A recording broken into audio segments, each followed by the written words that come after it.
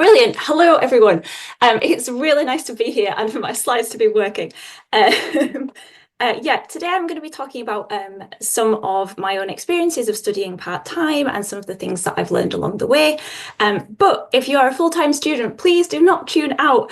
A lot of what I'm saying will still be relevant to you. It just might be that there's a slightly different emphasis on things. So I'll start with a bit of context about the part-time PhD journey. And then kind of look at dealing with the pros and cons of this type of study. And then you'd have a strong network around you before I wrap up. I wanted to start by just acknowledging that everybody who's doing a part-time PhD will be doing so for different reasons. People might have caring responsibilities, they might have a health condition, which means they need to work slightly differently, or lots of people might be studying for a professional qualification and they want to stay in the sector that they're in.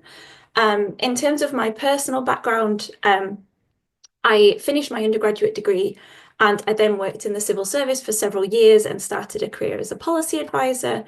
I then took a career break to do my master's in gender history here at University of Glasgow, great master's. And then I sort of didn't want to stop studying, so I carried on to start looking at PhDs. And completely openly, I didn't get funding the first time I applied for it, and so I started the PhD part-time purely so that I could work alongside it and self-fund, which I don't think is uncommon. And then I did get funding in my second year, very luckily, but by that point I was seeing quite a lot of the benefits of staying part-time. I kind of wanted to continue developing my career, and also it made financial sense to stay working, like shouldn't be underestimated. And so I've kind of continued with my job alongside my studies. And I think there's probably particular variety in the backgrounds of part-time PhD students. So not all aspects of this talk might fit your particular experience, and that's completely fine. Just pick and choose whatever resonates with you. So I thought I'd start with some of the difficulties of studying part-time and how to kind of deal with those, and then we can hopefully move in a more positive direction as the talk goes along. So there's no getting around the fact that if you're part-time, you will just have less time in a week than a full-time student.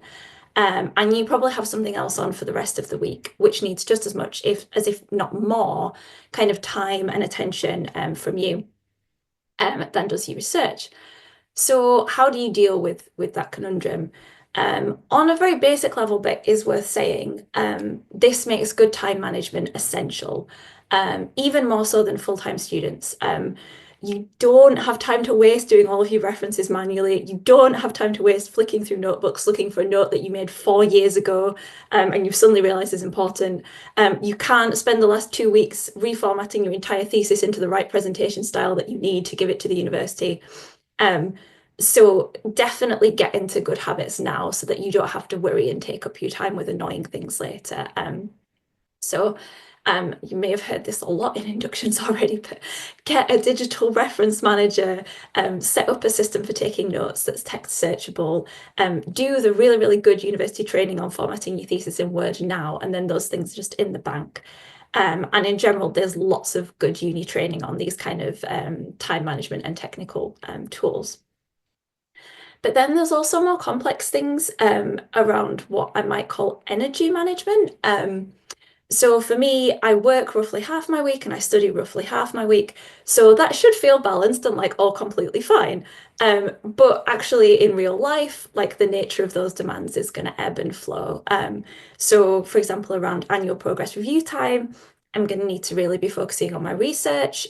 But right now, actually, in my work, we're in a really busy period where we've just had a big deadline and a lot's come out of that.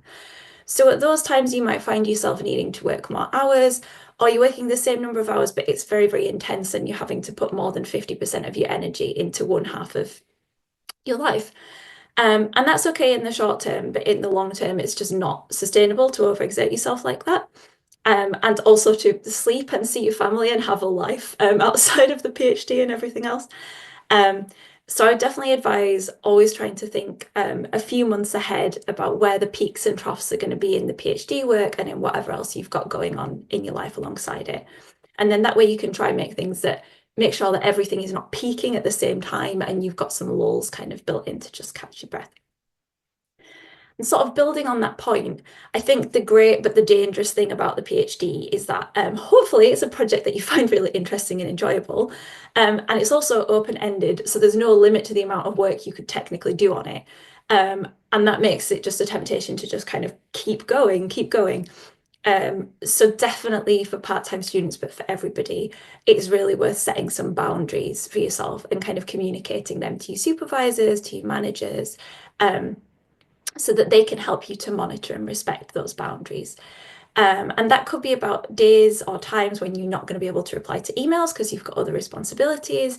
It might be about being realistic about like how long it's going to take you to do assignments.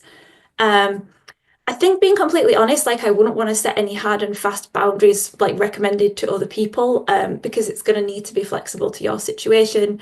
Like I know a lot of people find it very helpful to kind of say things like treat your PhD like a 9 to 5 job and don't work weekends.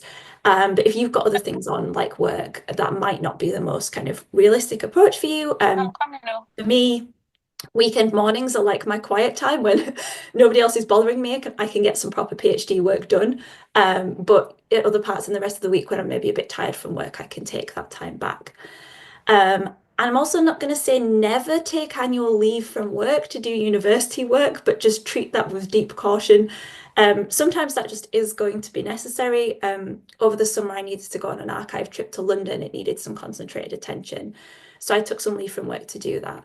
But it is very, very tiring to do that. And I did end up taking some leave later in the year to just like do nothing and relax a bit. So I will be in future trying to minimize that as much as possible, but just being realistic about sometimes that's what you need. So what I'm just trying to say there is it doesn't matter what those boundaries are so long as they suit you and they actually give you some rest. And this also kind of goes for additional opportunities related to the PhD. So if this is an area that you're passionate about, you're not going to be interested in just the thesis. Conferences, committee roles, volunteering, training, the list is endless of all these like amazing things that you can get involved with. But again, on a week by week basis, you're going to have less time to do those things. So what I would advise is having like a properly deep think about what it is that you're trying to get out of the PhD overall, and then that will help you to prioritize the kind of extras that you want to take on. Um, so for example, getting teaching experience might be really, really important to you if you want a career in academia. But if you're actually using the PhD to progress like your established career in another sector, that's not going to be something you might want to prioritize in the same way.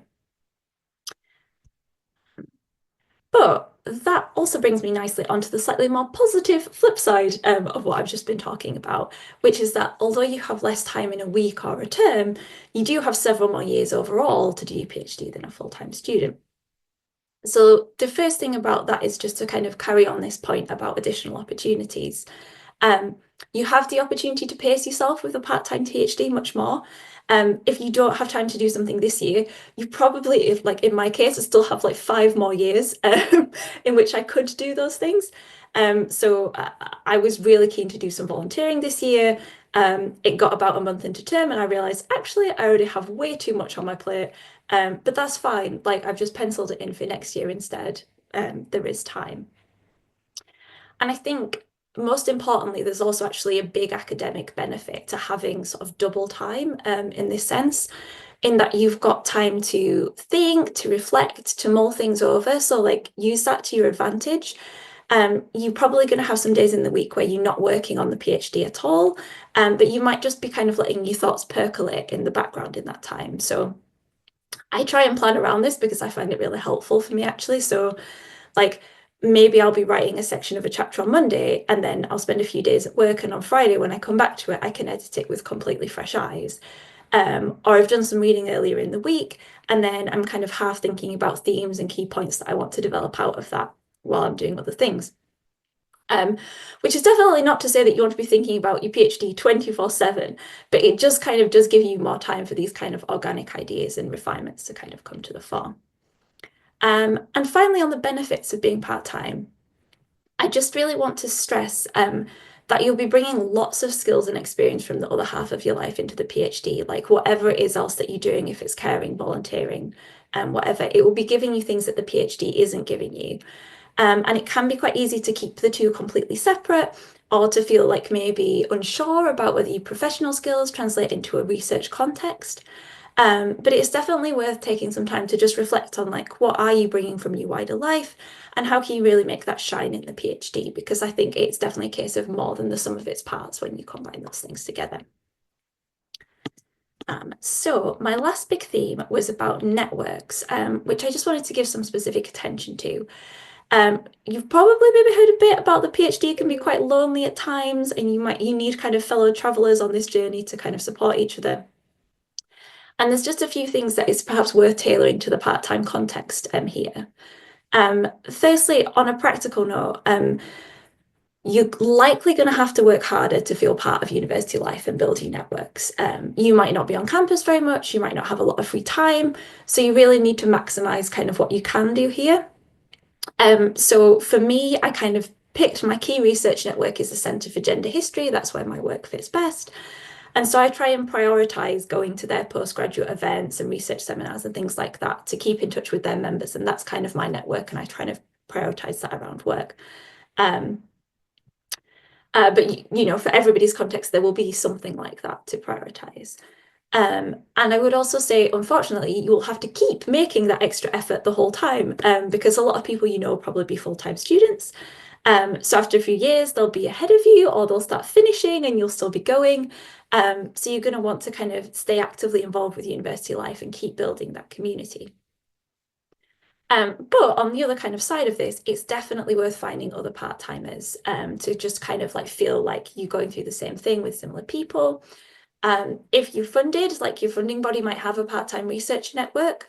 But if not, I just kind of ask people, ask around the university, ask supervisors. There's lots of us out there, you've just got to find them.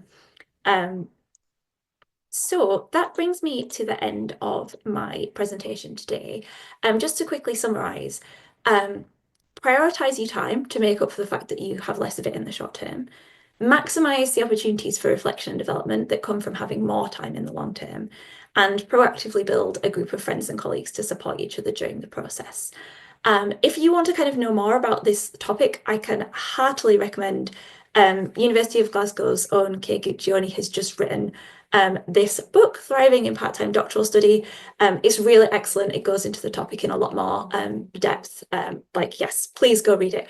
But otherwise, thank you very much for listening. And please, like, do feel free to reach out to me directly. Like, always great to hear from other part-timers. Thank you.